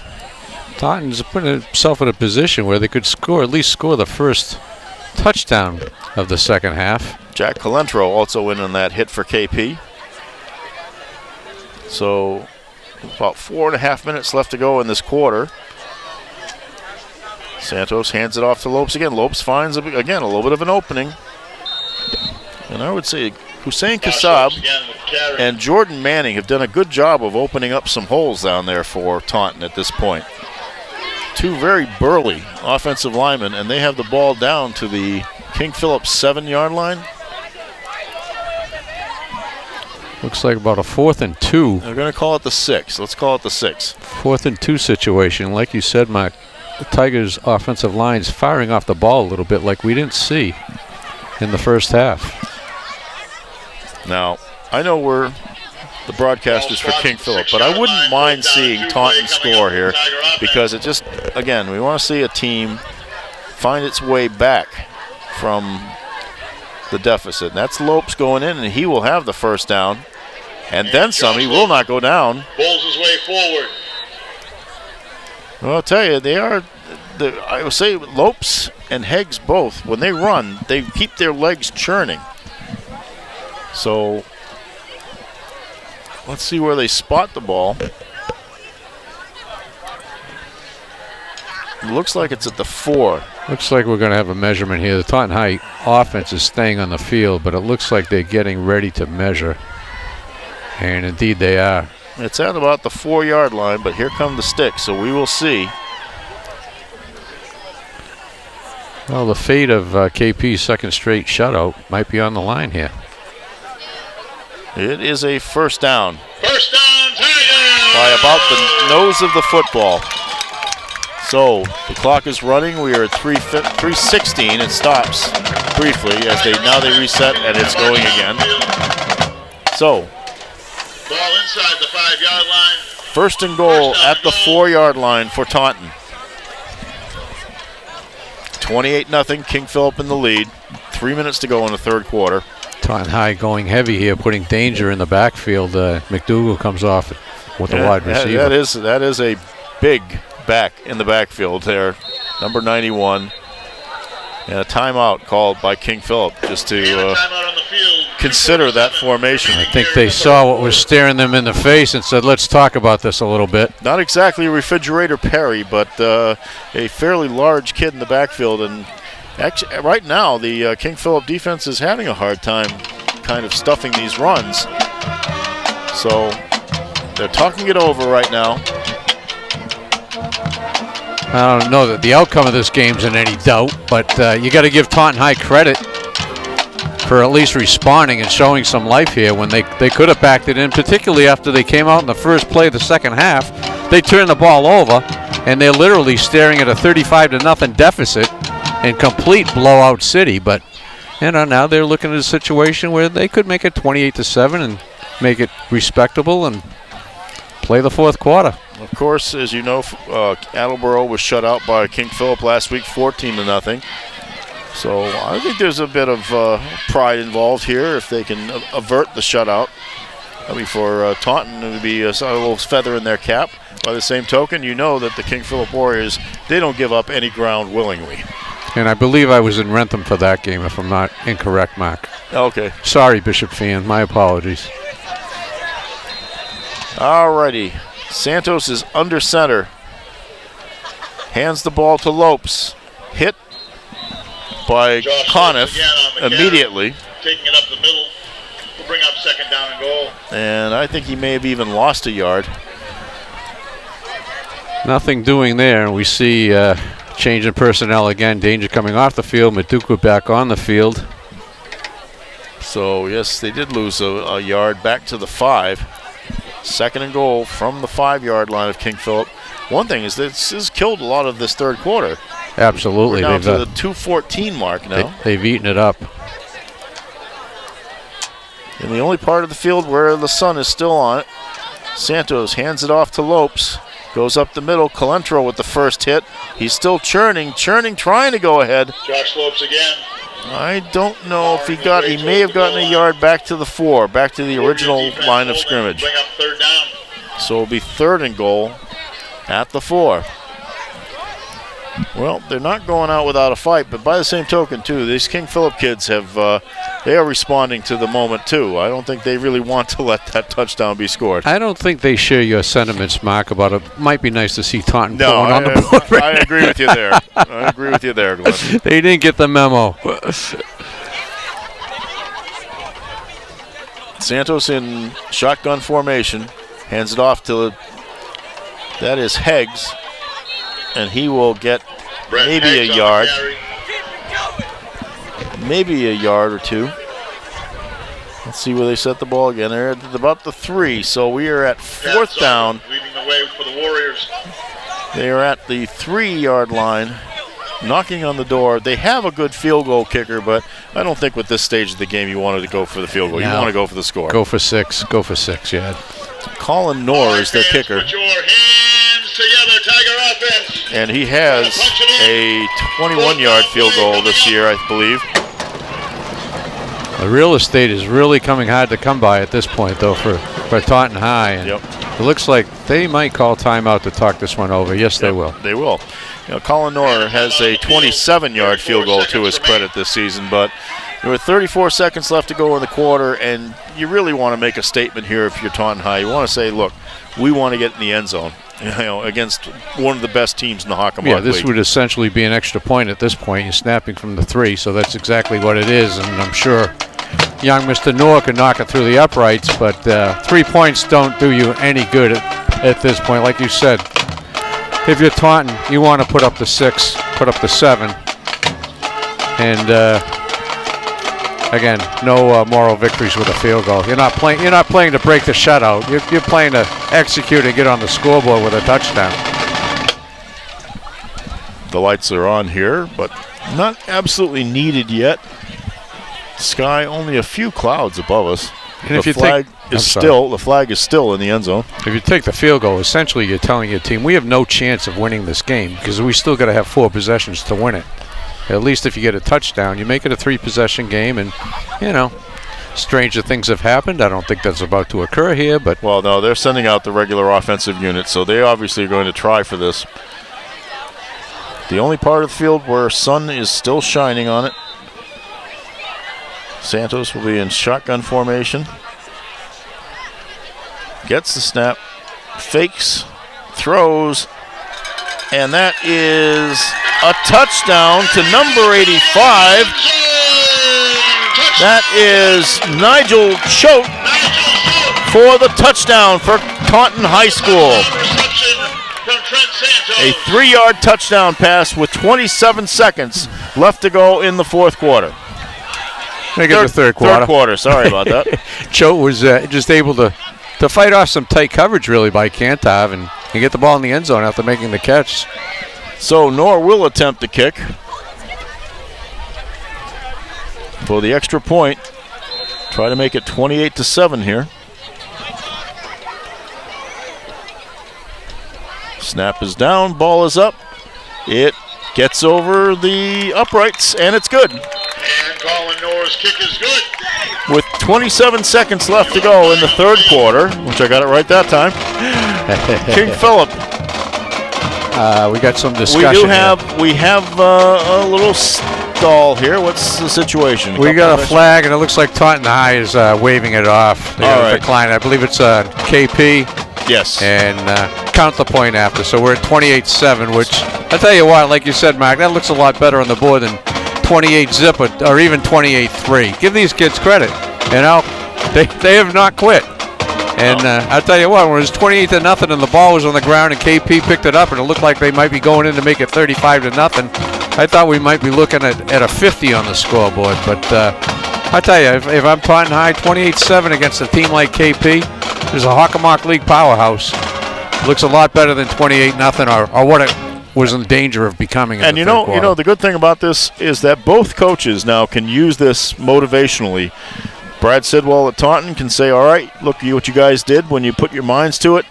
Over on the King Phillip sideline, Brian Lee is probably telling these guys, we don't want to see that happen again today. And if you're Brian Lee, do you reinsert Robbie Jarris? We've seen the guy in Foxborough do that when, and I'm not saying it was Charlie Grant's fault, but, do you get cautious and say maybe this thing isn't quite over yet? Well, I would say at 28-7, I don't think they'll worry about it too much, but I could be wrong. Here is the Noor kicking off again for Taunton, and the ball is in the air. A nice kick. And I believe that is Michael Zagrodny for King Phillip, who brings it up. Terrific return to the 45. Yep. 85, Nigel Choate getting it done on both sides of the field. So, King Phillip will have the ball in advantageous field position after the kickoff. 20 seconds left to go in the third quarter, and they will have it at their own 45-yard line. Taunton last year actually won a playoff game. They beat Weymouth at home 47-20, and they lost to Brockton 34-3 in the semifinal round. Grant back in at quarterback. I like what we saw him at first on that first possession he had before the turnover. He's got some Robbie Jarris in him. And a flag. Could be delay of game possibly, or it's some sort of infraction against King Phillip. Got a false start. Yep. 20 seconds remaining in the third quarter. Well, you're right, and you talk about coaching points or teaching points. This isn't going to sit well with Brian Lee. We come out in the first possession of the second half, we turn it over, and then in the first play of the second possession, we get an illegal, before we snap the ball, we get an illegal procedure false start penalty. And right now, the King Phillip coaching staff are the only people in sunlight here at Alexo Tiger Stadium. Charlie Grant back in shotgun formation, fakes the handoff and will run. Jukes 2 runners, and he's going to stay on his feet until he gets to about the 50-yard line where he's knocked out of bounds. Number 10, Charlie Grant. Nice run by Charlie Grant. That's a terrific run by by Charlie Grant. I'm going to call him Robbie, sorry. Charlie Grant with a terrific run there. Nice play fake, and then he got out to the left with little juking action, and that's how we'll end the third quarter. Nice run by Grant. So, after 3 quarters of play here in Taunton, the King Phillip Warriors lead the Taunton Tigers 28-7. We'll be back in just a minute.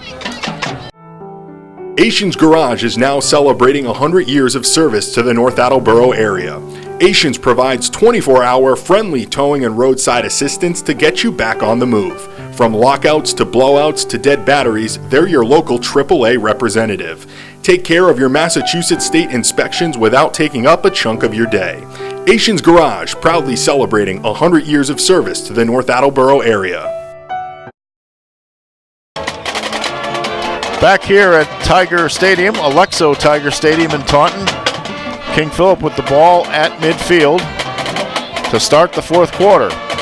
Charlie Grant at quarterback. He's not making any bones about it. He's running, goes around right end, gets a block from Wassersug on the outside, and manages to get down to about the... Let's see where they mark him out of bounds at some point, or do we have any kind of a flag somewhere? I think... No flag, stepped out of bounds. He did step out of bounds as he went around the corner. So, I really thought he got down farther than before that, but they'll call him at the 31-yard line with 11:51 left. Another great run, nonetheless, by Grant. Picked up 19. Kid's fast, and he's aggressive. Yeah, he's not... there's no deception about what he's doing out there either right now. He's I want the ball, I'm going to run. Seems very confident. Only a sophomore again, but quite impressive. We got motion. Yeah, we saw Kantav take a bit of a stutter step and then try to get back into position, but they called that. Taunton next week will play at Franklin, a 7 o'clock game on Friday night, and that is the last game before the playoffs. And again, potentially, depending upon the rating points fall, I mean, Franklin's in Division I, so there's the teams that, you know, somehow, if the rating fall right, and I don't know, Taunton with 2 losses maybe would have a hard time unless they manage to beat Franklin to get into that playoff situation. But and of course, as I said before, King Phillip will be playing home against Oliver Ames 7 o'clock Friday night. Charlie Grant once again. Now this time he's going to throw to the left side. Gets the ball to Wassersug. Wassersug battles for yards and loses it. Loses the ball, and that is recovered by number one, Javon Franklin. Got the ball right out of Wassersug's hands, and Taunton has the ball back. Good ball from Grant to Wassersug, but Wassersug just coughed it up on contact, and that's something we haven't seen a lot from the KP offense. Receivers turning the ball over, losing possession like that, but especially for Wassersug, a very sure-handed young man. He's made some great plays for King Phillip this year. So anyway, though, Taunton will have the ball back. It is 11:39 left to go in the contest, and we are at the 31-yard line of Taunton. And like you said, winning halves right now. Taunton's winning this half. Santos hands it to Lopes. Lopes again finds a bit of a hole. Manages to cut back before he is hit by Malatesta. Gets it up to the 35, so that's about 4 yards. Well, we were saying, you know, Coach Lee's going to have his teaching points here in the second half. As brilliantly and as smooth as the first half went, there's been some hiccups, some major hiccups along the way here in the second half with 2 turnovers on offense and the defense yielding the first drive of the game for a touchdown. And that's still pretty much the first-string defense out there for King Phillip right now. Lopes will will get the ball from Santos, tries to take it outside, successfully gets a little bit of yardage before he's run out of bounds by Kantav and Callanan. Knocked out of bounds by number 22, Sam Callahan. Cantor was able to string that out. Callahan moved in for the contact as well to deny the first down. 38-yard line. That is about 3rd and 3 now. Taunton at its own 38. And now we are officially devoid of sunlight here at Alexo Tiger Stadium.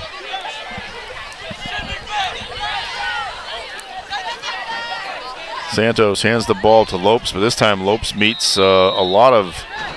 Lopes again with the carry. He used a lot of King Phillip Warriors. Mo Berry, number 1, was right at the point of that. The King Phillip defense. And about 4 other guys. Defensive team meeting there, following the handoff to Lopes with the Mo Berry. That's what you want, though. You want to get kids around the ball. That's the way successful defenses are successful. Well, you get as many kids as you can around that football. They absolutely read the play and flocked to the ball to make the tackle. 4th down and 3 yards to go, and Taunton will try for it. They're at the 38-yard line, their own. Santos will make a quick pass to McDougal, and he gets it, and he gets enough for the first down. Santos' pass.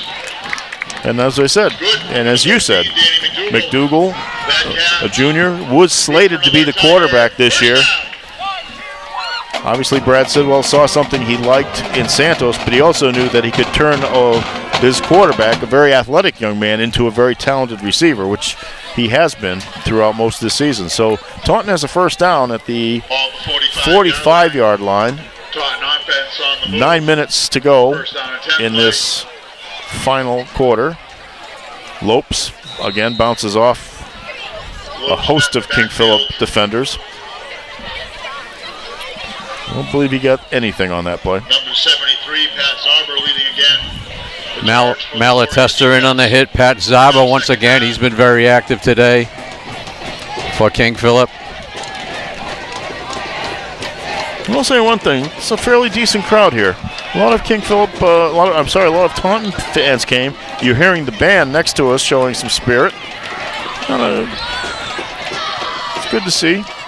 And that is Heggs, but he will be run down by Callahan. And that will be a loss of yards. They'll give him forward progress to about the...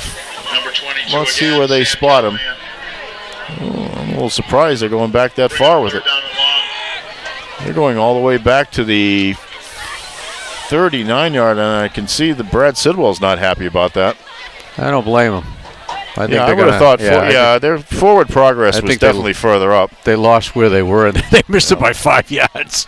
So they're actually at the 44-yard line, so that will be a 3rd down and 11 situation. Yeah, I did not think. Certainly he got pushed back after that, but he was, you get forward progress on those plays, and I'm glad the officials picked up on that. And like you said, it's a pretty good-sized crowd here. It was a late-arriving crowd. We were saying before the game, we didn't know. We thought it was going to be family and friends, but Taunton with a very healthy showing here for a 4 o'clock game on a Friday afternoon. Under 7:30 remaining. Santos hands the ball off to, I believe that's Heggs. It is. Gets it out to the 46. Brett and Heggs again with the carry for the Tigers. So we'll be 4th and about 9 here. And again, I don't believe Taunton's going to be thinking about punting at all. 4-down territory. Totally agree with this. You lose 28-7 or you lose 35-7 because you didn't pick up this first down and they cashed in. What difference does it really make? Send a message to your team. We're not quitting. And that's exactly what Coach Sidwell is doing right now. 6:45 left to go in the game. Hands together for the Tiger offense. 4th down play coming up. From the 46-yard line of Taunton. Santos, quick throw to the right. And that is to Kedrick Santos. And that is a first down. Gets it to the King Phillip 44-yard line. One Santos feeds another on that slant pattern, and that was an impressive-looking play again. I tell you, Taunton's got some plays for the highlight reel in this second half where KP's have been few and far between in this half after probably the best first half of KP football we've seen all year, no question. You know, unfortunately, I'm not keeping time of possession here, but right now Taunton would have a huge edge in the second half. No question. On the move inside the 45-yard line. First down and 10 play coming up. Trent Santos, only a sophomore, gets the ball in the air, and it is caught. Santos's pass. Good to number 8. It is caught by Kedrick Santos. It'll bring up second down. So, a nice positive gain on first down there to the King Phillip 39-yard line. It'll be 2nd and 5. Where was this team in the first half? I know it. I agree. Obviously, the stakes weren't as high coming out of the second half. The issue pretty much settled, but still. Well, it's been, as we mentioned, you want to show that you've picked up on the teachings of your coaches. And right there, Lopes gets another first down for the Taunton Tigers on the ground. So, that carry's going to be good for another Tiger. First down. And it hasn't been the extent of the domination we saw in the first half by KP, but nonetheless, run a throw. Taunton High is pretty much having its way right here in the second half. 34-yard line of King Phillip, 4:50 left to go. We're not in stoppage. I mean, we are in regular time. They're keeping time the way it normally is, so we've seen a couple of games go to running time this year. Lopes goes up the middle, but I believe that's Zarba on the first hit again. Tigers, number 73, Pat Zarba with the tackle for the Warriors. And Kedrick Santos, who we've seen make a couple of key catches in the second half, is an explosive guy. He talked about it before. He had an interception return, a pick six for a touchdown last week against Oliver Ames. And that tail of the Tigers, 2 Tiger teams that Taunton won rather handily. 2nd and 8, inside the 32-yard line. Second down and 8, 4 minutes remaining. Santos hands it off. Lopes with the top That's yards. Lopes. Gets it across the 30. Boy, these King Phillip kids must be getting a little tired out there. They've been out there a long time today. No, you're right. It's a good point. That defense has got to be gassed. You see, they've been out there an awful long time in the second half. 3rd and 5 at the 29, 3:34 left. I'm wondering if King Phillip may not touch the ball offensively again if the Tigers keep running as well as they have. But then again, King Phillip does have the 28-7 lead. Handoff to Heggs. Met by number 23 for King Phillip. That is David Dubois. Bretton Heggs with the carry for the Tigers. 3 minutes to go. I'm going to read this quickly because I don't know if we're going to get a timeout. Tonight's second half is presented to you by W.H. Riley & Son, serving the area's heating oil and propane needs since 1873. W.H. Riley & Son, 35 Chestnut Street in North Attleboro and 125 Winter Street here in Taunton. Keep your family warm by trusting the W.H. Riley & Son family. 4th down situation here for Taunton, 4th and 3. Santos hands it to Heggs. Heggs brought down by Callanan. And that will be, and there's a flag. If it stands, and another flag. So there's a little bit of angst being expressed out there right now, I think. If it's allowed to stand, it stops the Taunton possession. But we'll see what the officials mete out here in a second. KP had them stopped. But what the men in stripes are going to say now is going to decide whether this drive is still alive or not. It had ended, apparently. Well, I'm wondering if there might be penalties on both sides, but thinking there was chippiness after the play, maybe, but we're still waiting as the officials discuss what happened. I mean, one flag came in from the Taunton side of the line, and the other flag came in from the KP side of the line. So, well, while they're meeting this out here and deciding what to do, we've noted that King Phillip plays Oliver Ames next week, and I'm wondering if this might be the last time they play Oliver Ames for a while. We mentioned it that the league kind of reconfigures itself every 4 years, and we'll see what the penalties are right now. There is unsportsmanlike conduct, I believe, is against King Phillip. They are offsetting penalties, I believe. And there's a lot of waving of arms going on right now. I think there were about 4 penalties or something. I think the ref might have indicated he wants a fair catch. Not sure. Anyway, so Milford is now the 6th largest team in the Hockomock League. The ball is going way back here, and is this still a Taunton possession? I don't know. Penalty will be assessed against the Warriors, and will push the ball It is at the 15-yard line. inside the 15-yard line. Taunton's still on offense. And I believe that the penalties, the number of penalties that were called went against King Phillip eventually. So instead of getting Taunton off the field, it is 2:32 left to go in the game. King Phillip leading 28-7, and Taunton has the ball at the 15-yard line of King Phillip. I really wish they could announce those because I'm really not sure exactly what happened. It's much easier in the pros where the penalties are usually more cut and dried. And it looked like he was waving them on, offsetting penalties. I agree That's with what I the way thought. you called it. Santos hands it to Lopes. Lopes is going to find a little bit of running room to the left, but not much. Zarba with an initial hit. Josh Lopes Malatesta again for the Tigers. and Vescucci Number brought him down. 35, Michael Malatesta. So it brings it down to the 11-yard line. Second, and they're going to say, I'd say long 6 myself, but it's going to be more like 7, I guess. And I think in the film room, the beginning of next week, the KP kids are going to want to shut off the projector after halftime. Santos hands it off to Lopes again. Lopes stops and then restarts, and he is heading towards the end zone, but doesn't quite get there. He is down at the 2-yard line. Malatesta and Vescucci prevent the touchdown, but they are knocking on the door for a second score here. Great stutter step move there by Lopes.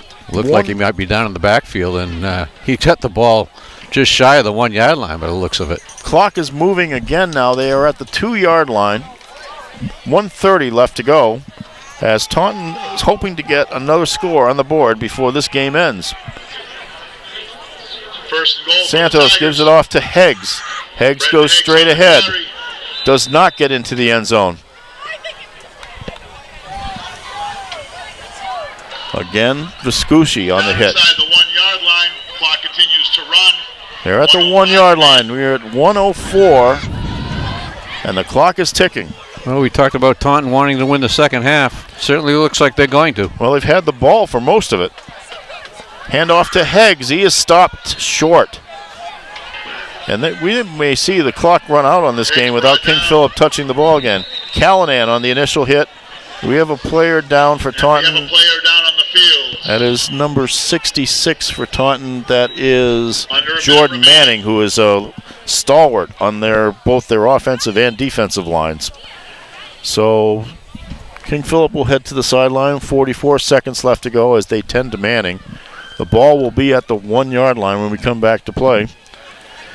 And I mentioned him a little while ago. He's been impressive at firing off the ball on the offensive line at points in this game. He's been a solid contributor as Taunton's really had a turnaround in the second half. Yes, they have. They've had a good second half. But obviously, King Phillip was flawless. And I'll tip my cap to you as your former name with the Brockton Enterprise. It's the contest you ran for many years. They were flawless practically in the first half. So that's what built the big lead. But Taunton has managed to get some life in the second half. Both teams come out of here with positives, but Brian Lee's going to want to look at some of the things that happened in the second half. He's had his first string offense out there for most of the half, too. Manning's going to come off And a nice round of applause on please, his own for our power. number He is 66, walking Jordan slowly, Manning. but he is walking. Well, in light of the season, it's been kind of a trick-or-treat game for King Phillip. First half was a treat. Second half, trick's been on them because Taunton High's clearly outplayed them. More than the 7-0 margin on the scoreboard in the second half would show. It could become 14-0 momentarily, but KP obviously, as we just saw in that previous play, is not about to let Taunton skate into the end zone. 3rd and goal at the 2. 44 seconds remaining in the contest. And boy, this second half has flown by, and it hasn't been running time. Santos will be in shotgun formation back at about the 6.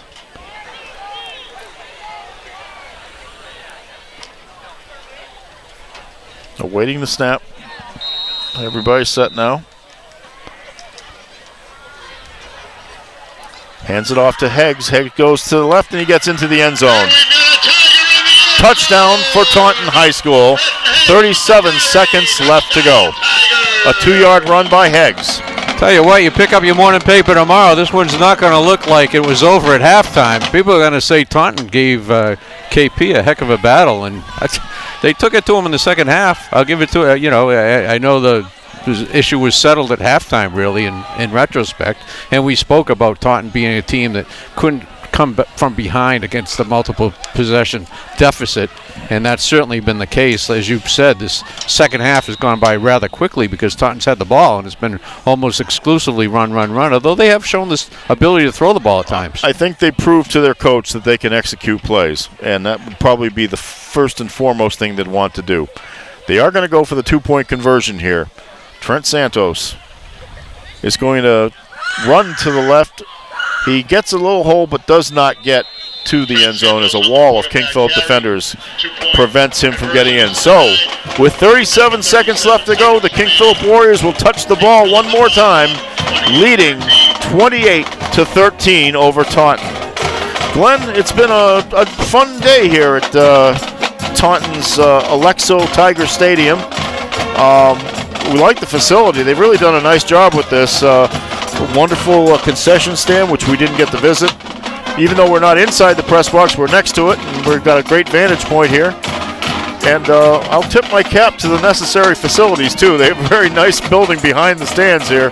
This is a nice facility. They've done a great job here in Taunton, and certainly should be a source of pride for the community. Yeah, it certainly is. It's some of the more impressive high school layout I've seen for the field, and like you said, the facilities are really very nice around here. Good concession stand, and like you said, unfortunately, we didn't get to munch on any hamburgers or nuggets or anything. But I'm kind of hungry right now too. Well, we'll be back at MacTaz Field next week for the Oliver Ames Tigers visit, and that's a situation where KP will be looking to continue to roll into the playoffs. We talked about second half not being what they want to have seen tonight, but this was a decisive victory in the end. And important too, they continue to win even though Ryan Halliday is not playing for them.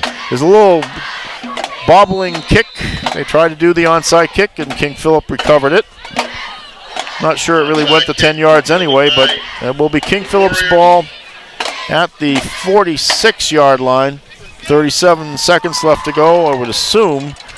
I don't know what the timeout situation here is, but I think they could pretty much go into victory formation if they want. I would think that is what you're going to see. Yes, it is. Got a man deep. I think that's Wasisick deep. Robbie Jarrist is back at quarterback to take the final snaps. He's going to get the knee. Take the knee. And we're out of here. Back out on the 46-yard and he does take the knee. The clock is running. We're under 30 seconds now. May have to take one more. I'm not sure. Probably not, though. Well, they're going to do it anyway. Nope. That's it. They're going to shake hands and congratulate each other, and I think both teams deserve it. King Phillip for the very impressive first half, and Taunton for showing some life in the second half and executing their plays well. This has been a pretty good game, even though the score was lopsided to begin with. Well, KP did what they wanted to do. They came in, they took control right from the start in the first half, built up to 28-0 lead at the half. It was over at that point. But I tell you what, a lot of respect for these Taunton High kids. They battled in the second half. They come out of here with at least a respectable score. I know it's not a W in the win column for them, but you got to give them respect. Give them some props. So the final score once again: King Phillip Warriors 28, Taunton Tigers 13. For Glenn Farley and our cameraman Martin Gavin, this is Mark Farinola thanking you for viewing. Good night, everyone.